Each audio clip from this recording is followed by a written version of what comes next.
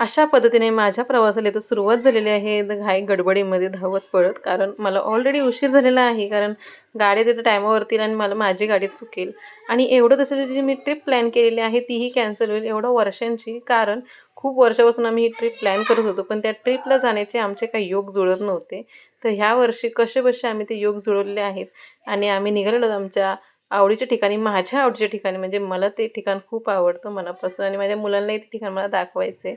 ह्यासाठी आम्ही निघालेलो आहोत महाराष्ट्रामधल्या आपल्या नंदनवनमध्ये. आता नंदनवन म्हणजे तुम्हाला कळलं असेल काही जणांना, की नंदनवन म्हणजे मी नक्की कशाबद्दल बोलते ते. ज्यांना कळलं त्यांनी मला कमेंट करून सांगू शकता, की तुम्हाला कळालं आहे का, की नंदनवन म्हणजे काय? तर मला खूप दिवसांपासूनची इच्छा होती इकडे जाण्याची. पण काय आहे, म्हणजे काही ना काहीतरी कारणं, काही ना काहीतरी गोष्टींमुळे आमचं डिले होत होतं. पण ह्या वर्षी बोललो नाही आता जायचंच आहे. तर आमच्या प्रवासाला सुरुवात झालेली आहे ऑलरेडी आणि मस्त असा घाटातनं आमचा रस्ता संपलेला आहे. म्हणजे आम्ही घाट-बीट क्रॉस करून आता आम्ही फायनली पोहोचलेलो आहोत महाबळेश्वरला. तर ही आहे आमची महाबळेश्वरची ट्रिप, जी की आम्ही खूप वर्षापासून ठरवत होतो आणि ती काही होत नव्हती. आणि आल्याबरोबर एक छोटासा धक्का आम्हाला भेटलेला आहे. माझी जी छोटीशी बॅग होती आमच्या बॅगेमध्ये, तर त्यात माझं सामान जास्त करून होतं. कारण आपले म्हणजे मुलींचं असतंच ना प्रोडक्ट सगळे बॉडी लोशन हे ते. तर ते सगळे आणि ते पण मी नवीन सगळे घेतलेले यावर्षीसाठी. तेच आहे की ती बॅगच माझी गाडीमध्ये राहिलेली आहे आणि बिचाऱ्या अतुलला सकाळी-सकाळी ह्याच्यासाठी पळापळ करावी लागलेली आहे. कारण घरी म्हणजे हॉटेलवर गेलो आणि जेव्हा मी तयार व्हायला घेतलं, "अरे बॅग कुठे आहे?" तेव्हा आम्हाला कळालं बॅग नाही आहे आपली. आणि मग नंतरनं ते नशीब गाडी तिथे होती. तर गाडीवाल्यांना कॉन्टॅक्ट केला आणि ते बोलले, "आहे आम्ही इथे, तर तुम्ही येऊन घेऊन जा." पण अतुलला यासाठी खूप धावपळ करावी लागली. तर अशा रीतीने आम्ही ट्रेकला सुरुवात केलेली आहे. ट्रेक नाही, आमच्या फिरण्याला सुरुवात केलेली आहे.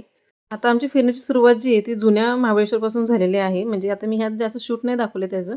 तर सुरुवातीला आम्ही गेलेलो पंचगंगा, जिथे 5 नद्यांचा उगम आहे तिथे गेलेलो आणि त्याचबरोबर महाबळेश्वर जे शंकराचं मंदिर आहे, महादेवांचं मंदिर आहे, तिथे गेलेलो. तिथेही दर्शन घेतलं. पण तिथले मी आता जास्त शॉट्स नाही घेतले. कारण तिथे तसंही म्हणजे अलाउड नव्हतं शूटिंग वगैरे करायला. तर आम्ही छानपैकी दर्शन घेतलं. तिथला सगळा अवतीभोवतीचा परिसर बघितला आणि छान वाटलं तिथे. पण पंचगंगेचं तिथं पाणी कमी होतं. म्हणजे खूपच पाणी कमी होतं ह्या दिवसांमध्ये. उन्हाळ्यामध्ये आम्ही गेलेलो त्याच्या हिशोबाने सांगते मी. आणि नंतर मग आम्ही पॉईंट्स फिरायला गेलेलो. आता तर आम्ही सकाळी जेव्हा निघालेलो ना न्यू महाबळेश्वरमधनं, तेव्हाच आम्ही रेंटवरती गाडी घेतलेली आणि ते दिवसभर आपण त्यातनं म्हणजे ट्रॅव्हल करू शकतो. दिवसभर ते मग सगळीकडे फिरवून आणतात. त्यांचं ते 1 दिवसाचं पूर्ण ठरलेलं असतं. ते मग पूर्ण आपल्याला पूर्ण पॉईंट्स वगैरे ते सगळं फिरून आणतात. आणि आम्ही इथे जे गेलेलो ना ते एलिफंट पॉईंट, मंकी पॉईंट हे सगळे पॉईंट होते आणि एवढं छान वाटत होतं ना ह्या ठिकाणी, खूपच भारी वाटत होतं. आम्ही उन्हाळ्यामध्ये गेलेलो, पण वाटत नव्हतं की असं उन्हाळा आहे. गारवाच होतं तिथं आणि तसे आपल्या सगळ्यांनाच माहिती आहे महाबळेश्वर म्हणजे थंड हवेचं ठिकाणच आहे. ह्या टायमाला तर खूपच असते, पण उन्हाळ्यात पण खूप छान थंड हवा होते तिथं. आम्हाला एक कंटिन्यू चालू असतं. या टायमात पाणी कमी असतं हां म्हणून बदल ते पाईपाचा तुकडा पाहिजे तुला हां. येऊ दे चांगलं. आम्ही आमच्या लहानपणी पिलं असेल असं पाणी, आम्ही प्यायचो टाक्यांच्या झऱ्यातलं पाणी असं. घरामधलं.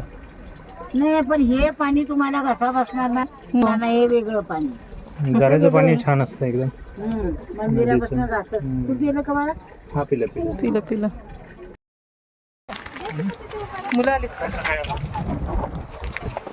आले काय चला. कसलं भारी वाटतंय.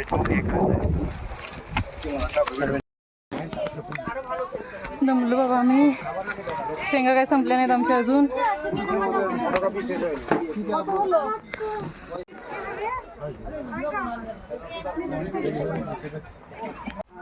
हो की मग हेच की नाही.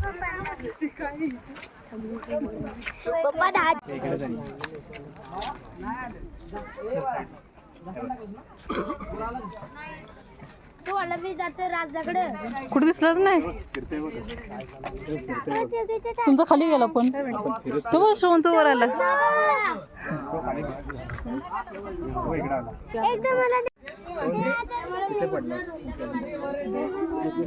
दहाची पाच.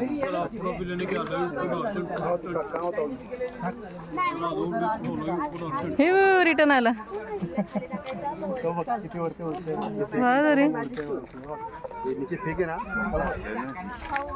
तो सुशीला रिटर्न आला.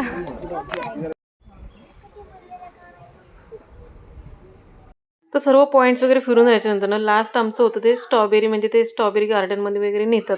तर जो ड्रायव्हर म्हणजे ज्यांची आम्ही गाडी रेंटवर घेतलेली त्यांनीच मग त्यांचंच ते टाईप असतं सगळ्या त्या गोष्टींचं हॉटेलवाल्यांशी वगैरे. ते एका छोट्याशा हॉटेलमध्ये घेऊन गेलेले. स्ट्रॉबेरीचंच तिथे जास्त करून फ्लेवर्स होते, जॅम्स वगैरे हे ते होतं.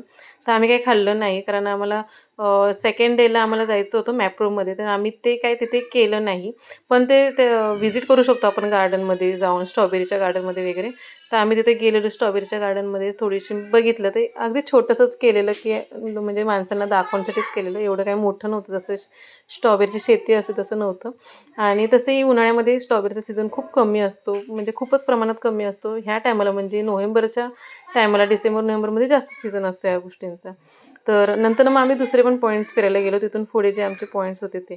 आता इथे जास्त करून तुम्हाला जो त्रास आहे ना तो माकडांचा आहे. तर तुमच्या हातात जे काही दिसेल ना ते लगेच खेचतात आणि घेऊन जातात. उड्या मारत पळतात लगेच.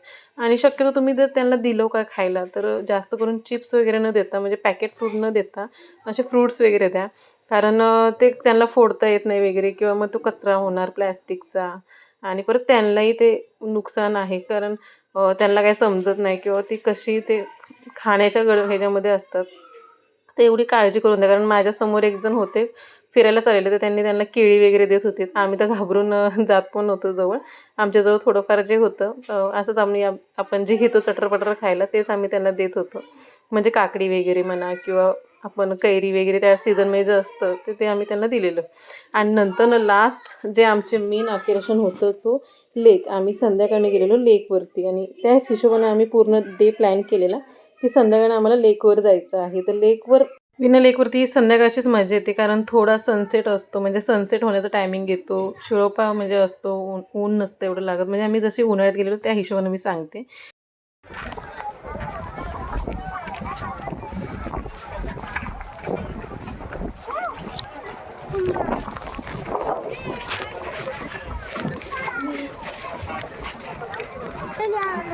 इकडेच का नक्की का तिकडे जायचं आहे?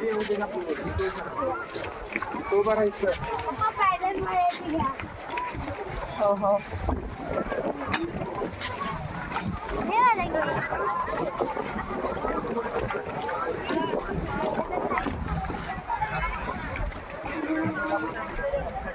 एक मिनिट.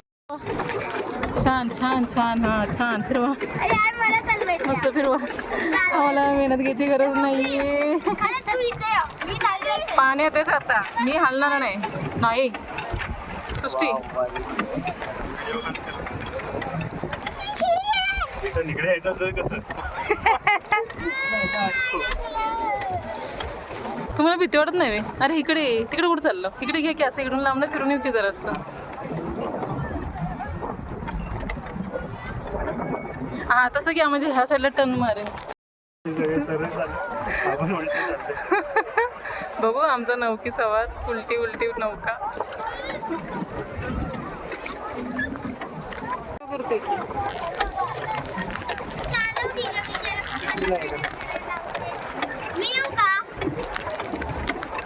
पाण्यात बसल्यावर नाही ना उड्या मारायचं कमी करा, बाकीचं जाऊ दे तुमचं. चालवा की फास्ट. दुखतोय पाय. त्याचं मी बडा तुझ्या. बरे फास्ट. अरे मग अशी करायची. असंच करायचं असतं. असंच करायचं असतं. हे तर सोबत जोडत असतं.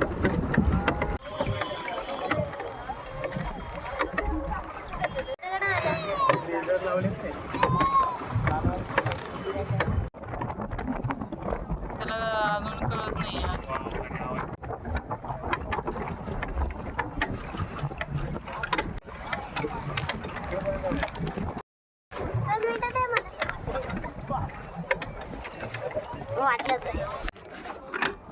तर लेकवरती मज्जा मस्ती केल्याच्या नंतर आम्ही गेलेलो आहोत गार्डनमध्ये. तिथेच बाजूला एक सुंदरसं असं गार्डन होतं, खूप छान छान फुलं, लायटिंग्स आणि त्याचबरोबर आपल्या छत्रपती शिवाजी महाराजांनी उभारलेले गड किल्ले यांची प्रतिकृती इथे या गार्डनमध्ये उभारण्यात आलेली होती.